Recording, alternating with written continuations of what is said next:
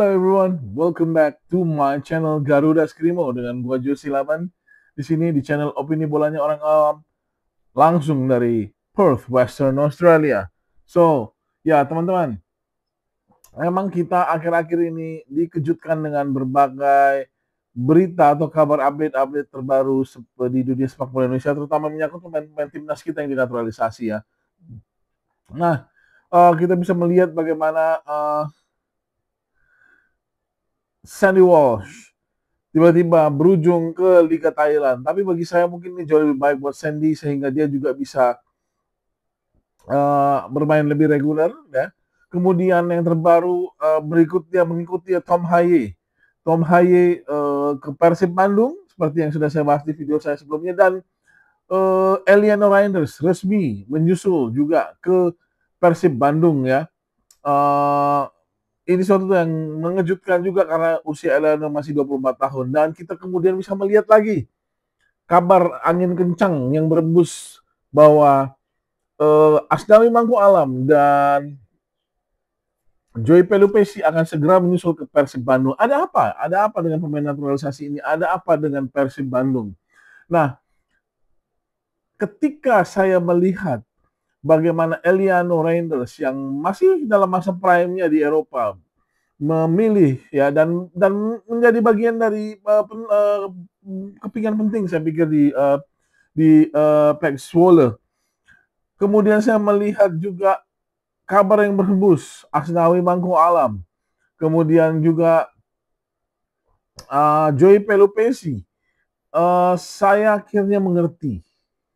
Ya, saya belajar menganalisa semua dan akhirnya mengerti bahwa yang ingin dan bahwa apa yang diambil Persib ini langkah memperkuat tim mereka ya, terutama mereka akan bermain di Asian Champions League, itu satu. Dan langkah ini saya lihat disetujui oleh PSSI sepertinya. Itu hal yang kita memang tidak mungkin kita tidak tahu ya dan tidak pernah dengar langsung, tapi langkah ini pasti disetujui oleh PSSI. Nah, ternyata jika kita perhatikan dengan seksama, ini adalah strategi yang sama yang ditempuh oleh Bapak Erick Thohir dalam mengangkat performa timnas Indonesia juga ya. Dalam arti seperti ini, timnas Indonesia dulu sebelum masa Sintayong memegang hanya dipergugat 1 atau 2 pemain naturalisasi yang sudah cukup lama seperti Stefano Lillivali. Kemudian ada waktu itu saya masih ingat juga beberapa pemain ya, Greg Nwankolo, kemudian juga ada Ilyas Pasojovic. Jadi kemudian langkah yang diambil dengan mendatangkan banyak sekali pemain-pemain naturalisasi oleh Erick Thohir adalah untuk menaikkan ranking FIFA, untuk memperbaiki tim nasional sehingga bisa menaikkan ranking FIFA, dan sehingga Indonesia dalam segala situasi, baik pemain-pemain kita ketika akan bermain di luar negeri, kemudian juga kita melihat baik timnas kita dalam segala hal drawing kejuaraan yang ada, itu bisa memiliki positioning yang lebih baik, bisa berada dalam pot yang lebih baik, dan itu sudah mulai terbukti ada improvement. Nah, strategi yang sama dipakai oleh Persib dan PSSI. Ya, saya pikir PSSI sangat mendukung Persib untuk bisa mengambil pemain-pemain terbaik. Nah, tapi kenapa Tom Haye? Kenapa Joey Pelupesi? Kenapa Eliano Reinders? Kenapa Asnawi Mangku Alam? Karena apa? Karena dengan mengambil pemain-pemain ini, pertama Persib mendapatkan pemain-pemain yang sangat berkualitas. Itu sudah pasti. Tidak ada yang membantah kualitas Tom Haye, Eliano Reinders, Asnawi nantinya jika memang jadi, dan Joey Pelupesi juga jika memang jadi, sebagai pemain-pemain yang punya kemampuan yang hebat, dan yang saya bilang kemarin, levelnya adalah bintang untuk level Indonesia dan Asia ya. Mereka ini bisa dibilang level bintang untuk Indonesia dan ASEAN dan Asia. Nah, jadi itu satu. Dan kedua, merupakan suatu keuntungan buat Persib karena mereka adalah pemain WNI. Sehingga Persib juga bisa memaksimalkan menambah pemain-pemain asing lain yang sangat berkualitas ya. Jadi seperti yang barunya Fabio atau Fabrizio Barbada ya.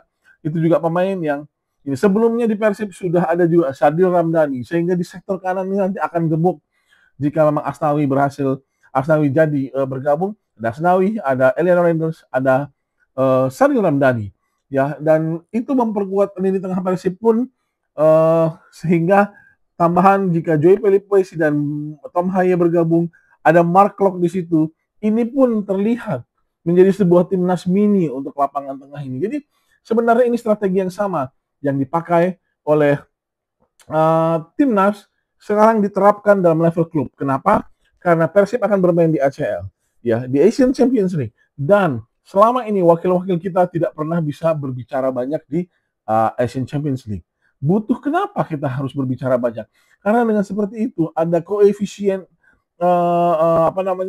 per negara, ya, yang diberikan atas pencapaian klub-klub mereka di Asian Champions League dan di kejuaraan-kejuaraan lain, klub lainnya antar klubnya di lepotan saya di baik di Asia maupun di Asia Tenggara. Sehingga itulah yang sedang dikejar oleh PSSI.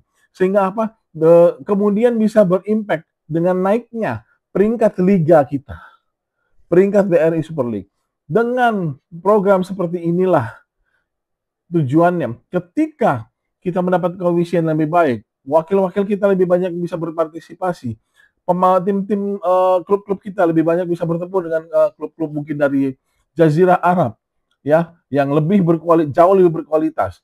Kemudian dengan liga kita rankingnya naik, ini pun secara tidak langsung membangun dan memperbaiki kualitas Liga Indonesia.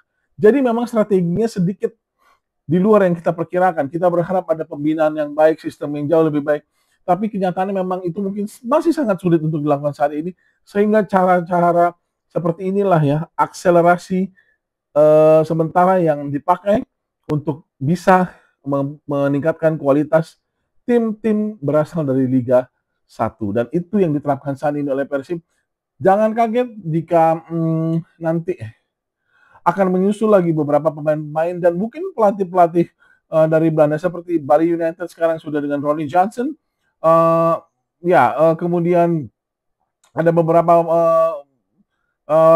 pelatih-pelatih Belanda lain juga yang ada di liga, dan kemudian Bojan Hodak, orang yang sudah sangat berpengalaman, diberikan, dan Persib sebagai juara diberikan keistimewaan saat ini untuk bisa dengan dana yang cukup mendapatkan pemain-pemain timnas sehingga memperkuat tim mereka dan berprestasi di kancah Asia.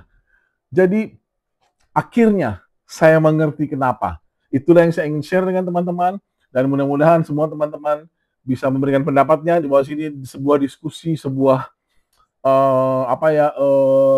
ajang bertukar pikiran. Oke, thank you so much sudah menonton video saya hari ini. Jangan lupa subscribe channelnya, like videonya, dan until next time di Garuda Skrimo.